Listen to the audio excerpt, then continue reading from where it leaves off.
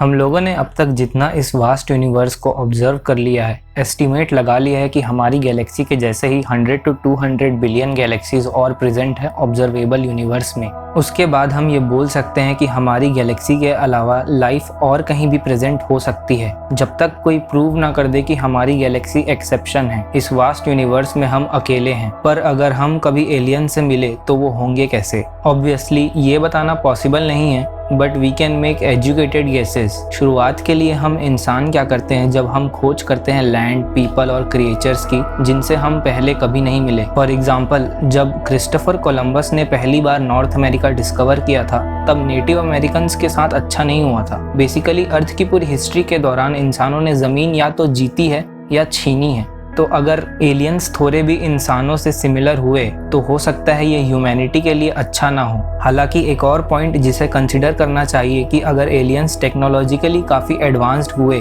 जिनके लिए इंटरस्टेलर या इंटरगैलेक्टिक ट्रैवलिंग पॉसिबल हो, वो हम में इंटरेस्टेड ही ना हो, तो इस थ्योरी को एक्सप्लेन करने के लिए नील डिग्रास टाइसन ने एनालॉजी दी थी कि you don't walk by a wall and wonder what it's thinking, no, you either walk right past it or step on it. Basically हो सकता है अगर एलियंस ने कभी अर्थ को विजिट किया हो या वो ऑलरेडी विजिट कर चुके हों तो उनका हमसे कम्युनिकेट करना उनके लिए पॉइंटलेस हो। इस चीज को दूसरे पर्सपेक्टिव से भी देख सकते हैं। क्या होगा अगर आने वाले कुछ 100 सालों में हम ह्यूमंस ही इतने टेक्नोलॉजिकली एडवांस्ड हो जाएं कि हम ही वो एलियंस बन जाएं जो दूसरे लेस एडवांस्ड वर्ल्ड्स को विजिट करने लगे। ये सिनेरियो भी पॉसिबल है। इंडस्ट्रियल रेवोल्यूशन के बाद से हमने बहुत तेजी से एडवांसमेंट्स किए हैं। हमें सिर्फ 3 जनरेशन्स लगे पहली बार इलेक्ट्रिसिटी प्रोड्यूस करने से लेकर इंटरनेट तक पहुंचने में। तो हम क्या करेंगे? एडवांस ह्यूमन सिविलाइजेशन क्या करेगी जब उनके लिए पॉसिबल होगा दूसरे प्लैनेट्स को विजिट करना जहां लेस एडवांस्ड लाइफ प्रेजेंट हो? तब काम आएगा ज़ू हाइपोथेसिस, जिसका कहना है एलियंस हमें ऑब्जर्व कर रहे हैं लेकिन दूर से, ताकि हमारी नेचुरल डेवलपमेंट पर कोई फर्क ना पड़े। और पॉसिबल है कि ह्यूमंस भी कुछ ऐसा ही करेंगे अगर ऐसी कोई सिचुएशन क्रिएट होती है इन फ्यूचर। पॉसिबल है कि वीनस में लाइफ प्रेजेंट हो, मोस्ट लाइकली बैक्टीरिया के फॉर्म में या उससे भी कुछ छोटा, पर कम से कम लाइफ। इंटरेस्टिंग ये है कि लाइफ वीनस के सरफेस में प्रेजेंट नहीं होगी क्योंकि वीनस का सरफेस टेम्परेचर 462 डिग्री सेल्सियस है और एटमॉस्फेरिक प्रेशर अर्थ से 90 टाइम्स ज्यादा है। लाइफ पॉसिबल हो सकती है क्लाउड्स में जो प्रेजेंट है वेन्यूजियन एटमॉस्फेयर के अपर लेयर्स में। सितंबर 2020 में ही रिसर्च पब्लिश की गई थी जिसमें पता चला था कि वेन्यूजियन एटमॉस्फेयर के ऊपर लेयर्स में फॉस्फीन प्रेजेंट है, जिससे वहाँ लाइफ प्रेजेंट होने की पॉसिबिलिटी और भी बढ़ गई है।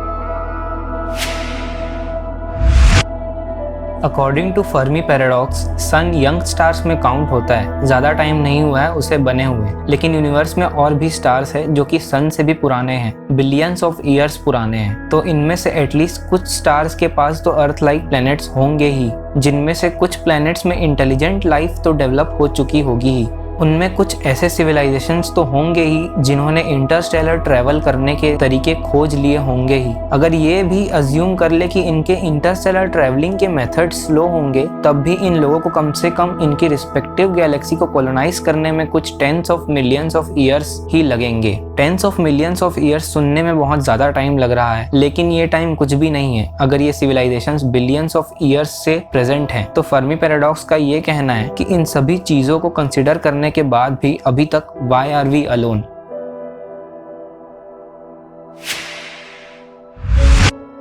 पॉसिबल है कि अर्थ एक लौता प्लेनेट है जहां इंटेलिजेंट लाइफ प्रेजेंट है। इसे कहते हैं रेयर अर्थ हाइपोथेसिस। अब तक हमें अर्थ के फॉर्मेशन के बारे में जितना पता चला है वो है कि यहाँ लाइफ प्रेजेंट है क्योंकि सही जगह पे सही वक्त पे काफी जियोलॉजिकल और एस्ट्रोफिजिकल इवेंट्स हुए हैं, कुछ बहुत ही रैंडम, कुछ हमारे स्पीशीज के लिए बहुत ही स्पेसिफिक, जिसके दोबारा कहीं और होने के चांसेस बहुत कम हैं या इम्पॉसिबल। तो ये इस पॉसिबिलिटी को बढ़ा देता है कि हो सकता है we really are alone।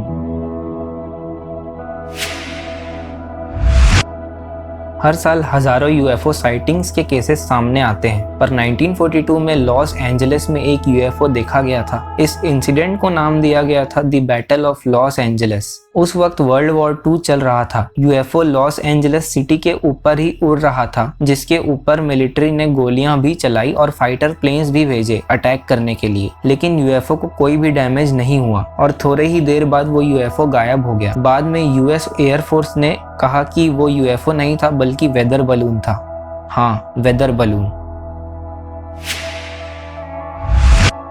2003 में इटालियन साइंटिस्ट ने जुपिटर के मून यूरोपा में प्रेजेंट सल्फर ट्रेसेस को एलियन लाइफ के साइंस होने के चांसेस हाइपोथेसाइज किया था। इनका कहना था कि सल्फर ट्रेसेस सिमिलर हो सकते हैं अंटार्कटिका में प्रेजेंट आइस लेक्स के सरफेस के बैक्टीरियल वेस्ट से, जहां बैक्टीरिया सरवाइव करते हैं आइस के नीचे अवेलेबल वाटर में। लेकिन बाकी रिसर्चर्स का कहना था कि यूरोपा में सल्फर किसी तरह ओरिजिनेट हो रहा है पास ही प्रेजेंट जुपिटर के एक और मून आईओ से, जिसका सरफेस सल्फर से कवर्ड है।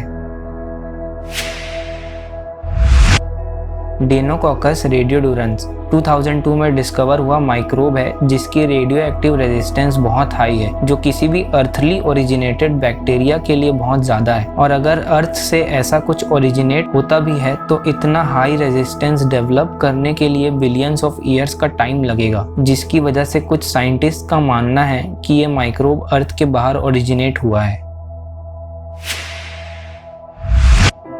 1984 में मीटियोराइट हंटर्स की एक टीम ने डिस्कवर किया था एक मीटियोर जिसका नाम है एलन हेल्स 84001। ये मीटियोर मार्स से निकला था कुछ 4.5 बिलियन ईयर्स पहले और अर्थ पर पहुंचा 13,000 ईयर्स पहले। पॉसिबल है कि इस मीटियोराइट में प्रेजेंट हो सकते हैं फॉसिल्स मार्शियन बैक्टीरिया के, लेकिन काफी रिसर्च के बाद साइंटिस्ट श्योर नहीं है कि इसमें शेप्स ऑफ रॉक जिससे फॉसिल्स कहा जा रहा है वो सच में फॉसिल है या बस normal rock. Milky Way galaxy में हमारे जैसे और कितने active number of alien civilisations हैं, ये पता लगाने के लिए काफ़ी रिसर्च हुई है, जिसको सॉल्व करने के लिए एक इक्वेशन डेवलप की गई है, द ड्रेक इक्वेशन, जो कुछ ऐसा है। First, the average rate of star formation per year in our galaxy, then the fraction of stars with planets, the average number of planets that can potentially support life, the fraction that can go on to support life, the fraction that can go on to support intelligent life, the fraction of civilizations that develop a technology detectable from space, length of time such civilizations release detectable signs into space, which will give you the number of civilizations in our galaxy in which communication might be possible। लेकिन इन सभी factors के बारे में हमारी knowledge या तो बहुत कम है या जीरो है, इसलिए अगर इस इक्वेशन का एक भी फैक्टर थोड़ा भी चेंज होता है तो उससे रिजल्ट्स पूरी तरह चेंज हो सकते हैं। तो अब तक हमारे पास एलियंस की जितनी भी नॉलेज है वो या तो थ्योरी है या गेस वर्क। जब तक हमें कोई सॉलिड एविडेंस नहीं मिल जाता, कोई नहीं बता सकता कि अर्थ के बाहर लाइफ कितनी कॉमन है या rare. Oh shit, here we go again.